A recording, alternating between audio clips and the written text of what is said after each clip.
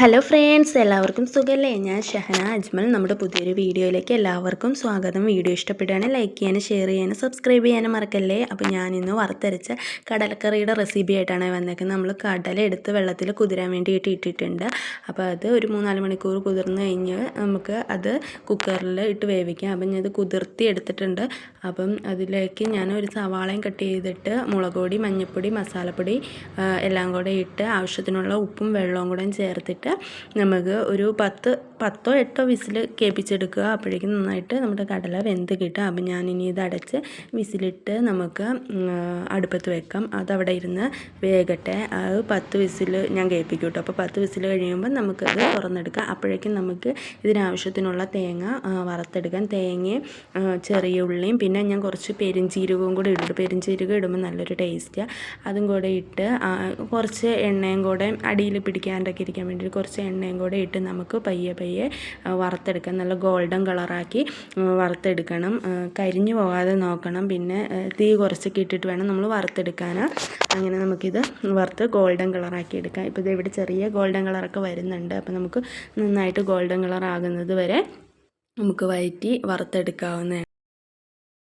ഇങ്ങനെ ഇതിവിടെ നമ്മൾ ഗോൾഡൻ കളർ ആയിട്ടുണ്ട്. ചിലർ ഇതിൻ്റെ കൂടെ തന്നെ പൊടിയിട്ട് വറുത്തെടുക്കുക. എനിക്കത് ഇഷ്ടമല്ലാത്തതുകൊണ്ട് ഞാൻ വേവിക്കുന്നതിൻ്റെ കൂടെ ഇടുന്നത്. അപ്പം ഞാനത് വറുത്ത് ചൂടാറിയപ്പോൾ ഒരു മിക്സിയുടെ ജാറിലേക്ക് ഇട്ട് കൊടുത്തിട്ടുണ്ട്.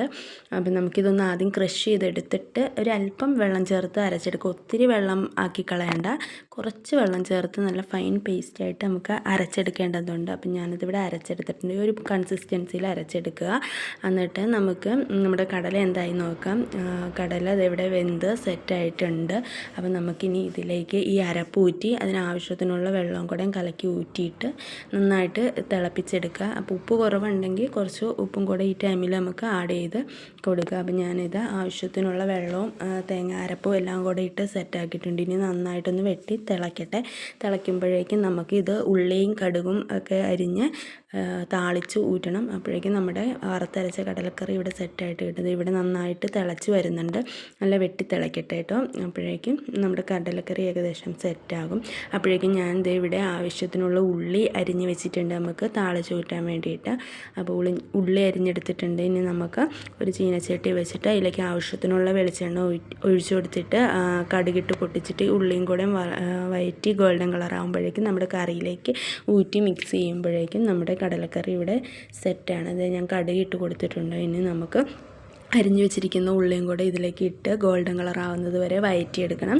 എന്നിട്ട് നമുക്ക് കറിയിലേക്ക് ഊറ്റാം. ഇതിവിടെ ഗോൾഡൻ കളറായി വരുന്നുണ്ട്. അപ്പോൾ എൻ്റെ കയ്യിൽ കരിവേപ്പില ഇല്ലായിരുന്നു കേട്ടോ, അതുകൊണ്ടാണ് ഞാൻ അതിടാൻ. കറിവേപ്പിലയും കൂടെ ഉണ്ടെങ്കിൽ അതും കൂടെ ഇട്ട് താളിച്ച് ഊറ്റുക. അപ്പം ഞാനിത് കറിയിലേക്ക് ഊറ്റാൻ പോവുകയാണ്. അപ്പം ഞാൻ കറിയിലേക്ക് ഊറ്റി കൊടുത്തിട്ടുണ്ട്. ഇനി നമുക്കത് മിക്സ് ചെയ്യുമ്പോഴേക്കും നമ്മുടെ കടലക്കറി റെഡി. താങ്ക്